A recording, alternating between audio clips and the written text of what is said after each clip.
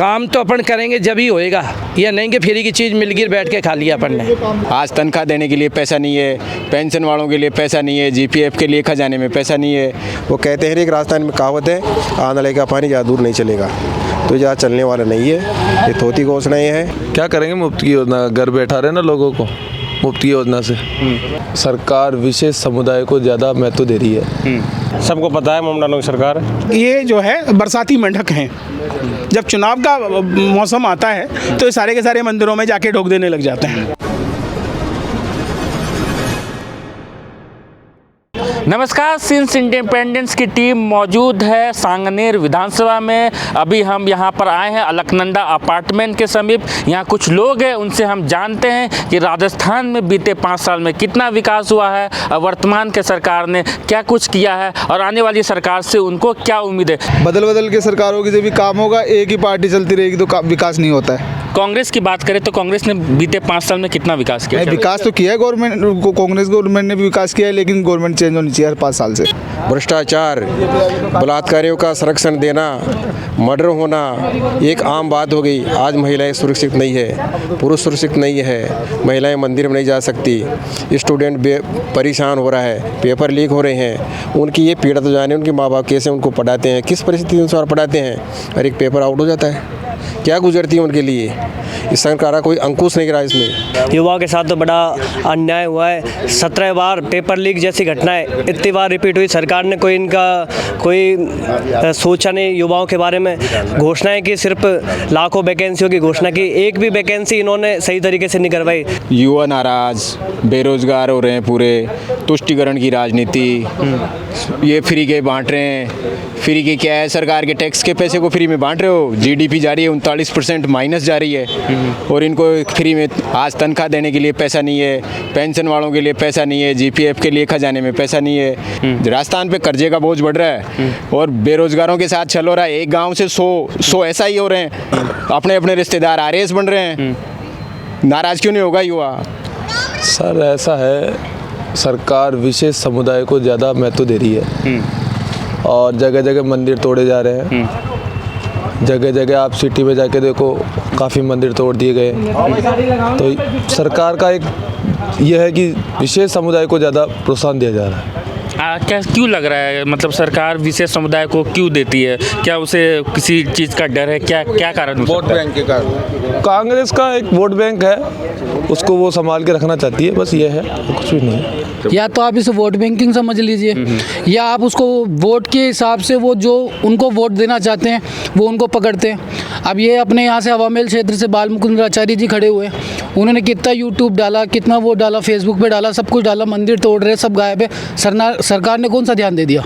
आप बताइए मुझे। करौली में दंगे हुए थे, जब कितना क्या ध्यान दे दिया? कुछ ध्यान नहीं दिया। तो सरकार तो चेंज होनी है और हिंदू राष्ट्र घोषित होएगा जो होएगा। अभी राजस्थान में रामगंज में मोहम्मद मरा था, उसके लिए 50 लाख रुपए इशू कर दिए 10 मिनट में, और कितने हिंदू मरे उनके लिए 1-2 लाख रुपए दे के फ्री कर दिया। इसलिए सरकार वो चाहती नहीं। तो क्यों सरकार क्यों ऐसा करती है, जहां एक समुदाय को एक विशेष समर्थन देती है? ममता की सरकार है, इसमें क्या है, सबको पता है ममता की सरकार है।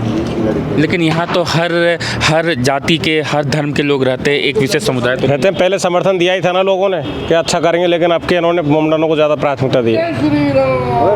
अच्छा, जो 5 साल जो कांग्रेस का रहा सो गलत हुआ, कितना कारगर हुआ? कांग्रेस ने खूब काम कराया है, अच्छा भी कराया है, बुरा भी कराया है, और ना लुभाया भी है लोग वागन को। किसी को मोबाइल दे दिया, किसी को राशन दे दिया। काम तो अपन करेंगे जब ही होएगा, या नहीं कि फ्री की चीज़ मिल गई बैठ के खा लिया अपन ने। काम तो अपन करेंगे जो ही होएगा। आज बैठ के देख लो, देखा अपन को कितना दिन दे दे भाई।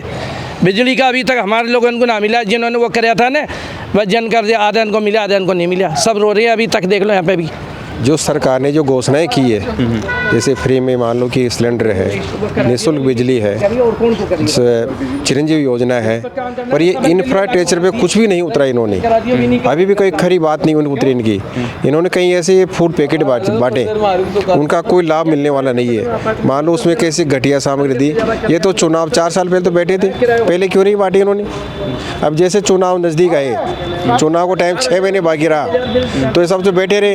अब ये तो जनता को लुभावनी बातें कह करके, डरावनी बातें कह करके ऐसा कार्य कर रहे हैं, तो ऐसा चलने वाला नहीं है। ज़्यादा दिन नहीं चलेगा ऐसी झूठी घोषणाएं करना, झूठी गारंटी देना ज़्यादा दिन नहीं चलता है। वो कहते हैं एक राजस्थान में कहावत है, आने का पानी ज़्यादा दूर नहीं चलेगा, तो ज़्यादा चलने वाला नहीं है। ये थोती घोषणाएं हैं, पब्लिक जान चुकी है, पब्लिक ने मन बना चुका है कि सत्ता परिवर्तन करेंगी। क्या करेंगे मुफ्त की योजना, घर बैठा रहे ना लोगों को मुफ्त की योजना से, थाले बैठे हैं लोग, रोजगार है नहीं।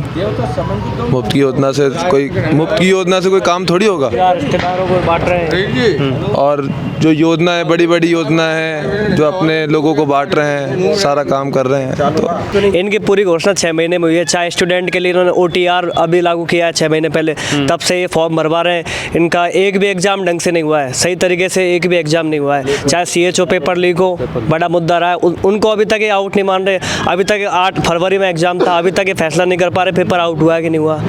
रीट का एग्जाम देख लो, 2-2 दिन पहले पेपर आ रहे हैं और फिर भी एक्सेप्ट नहीं कर रहे। इनसे बड़ी क्या होगी, इनकी हार इनको लग चुका है, हार चुके हैं, इसलिए ये मनमानी योजनाएं निकाल रहे हैं कि लोग हमें रीझ कर हमारी बातों में उलझ जाए लास्ट ईयर 5 साल पहले की तरह और वापस हमारी सरकार को चुने। राजस्थान में आप चाहे मेवात में चले जाएं, चाहे यहाँ किसी भी शहरी बस्ती में चले जाएं, सब जगह एक ही हाल है कि वहाँ पर सिर्फ और सिर्फ मुस्लिम तुष्टीकरण है।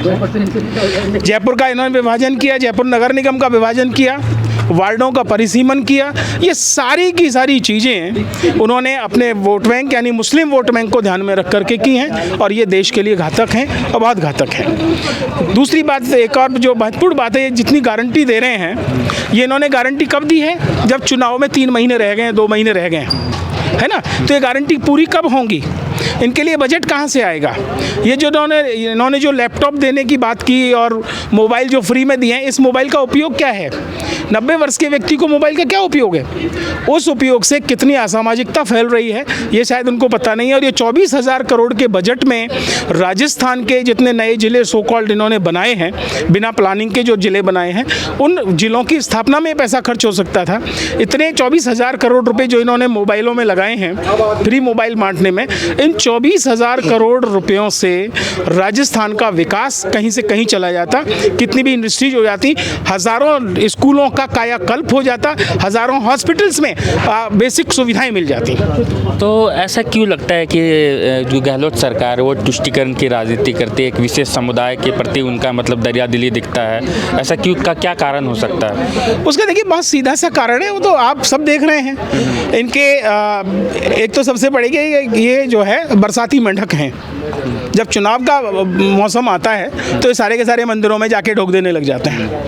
दूसरे जो राम के अस्तित्व को नकार रहे थे, अब राम की पूजा के लिए जा रहे हैं, ये ढोंगी हैं। अभी गहलोत सरकार ने जितनी घोषणाएं की हैं, इनमें सबसे ज़्यादा जो फ़ायदा है वो कौन उठा रहा है, सिर्फ और सिर्फ एक समुदाय के लोग उठा रहे हैं, बाकी समुदाय के फॉर्म रिजेक्ट कर दिए जाते हैं। और ये कड़वी सच्चाई है। हर चीज़ का मुआवजा उनको मिलता है, चाहे मेवात का रेप कांड हो, उसमें कितने हिंदुओं को फंसाने की कोशिश की गई है, जबकि वो उनका पारस्परिक मसला था। वहाँ पे भी उन्होंने सिर्फ और सिर्फ उनका पक्ष लिया, हिंदू पक्ष को सुना ही नहीं। तो इसलिए मैं कह रहा हूँ कि गहलोत सरकार पूरी तरह तुष्टीकरण में डूबी है, चाहे वो जोधपुर का मसला हो, मेवात का मसला हो, जयपुर का मसला हो, उदयपुर का मसला हो और भी कहीं हो। तीसरी बात, महिला अत्याचार पे कितनी घटनाएं हुई हैं। राजस्थान आज सिरमौर है पूरे देश में, सिर्फ और सिर्फ इसलिए सिरमौर है कि वो महिलाओं के साथ रेप होता है। इनके मिनिस्टर्स कहते हैं कि मर्दों का प्रदेश है, तो इसका मतलब क्या मर्द इसलिए होता है?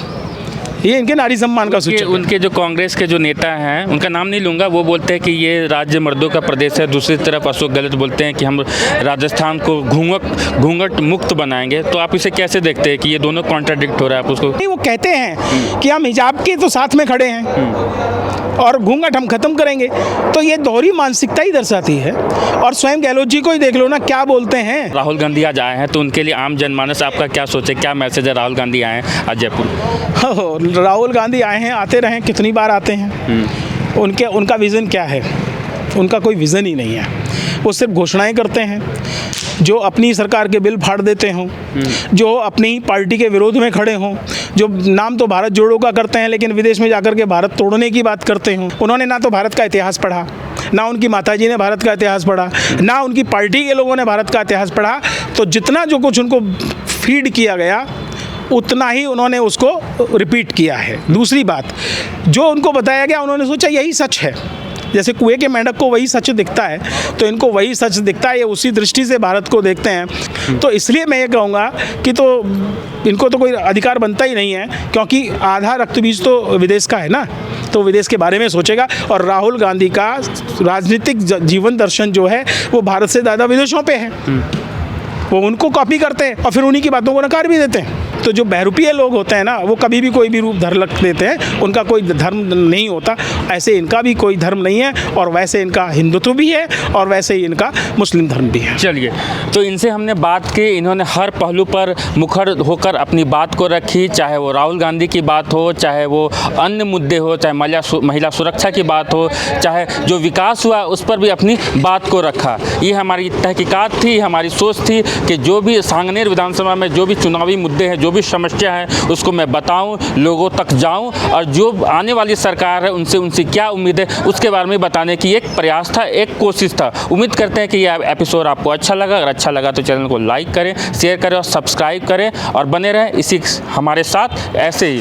कैमरा पर्सन विक्रम पांडे के साथ मैं प्रियांशु सौरभ, सिंस इंडिपेंडेंस सांगनेर।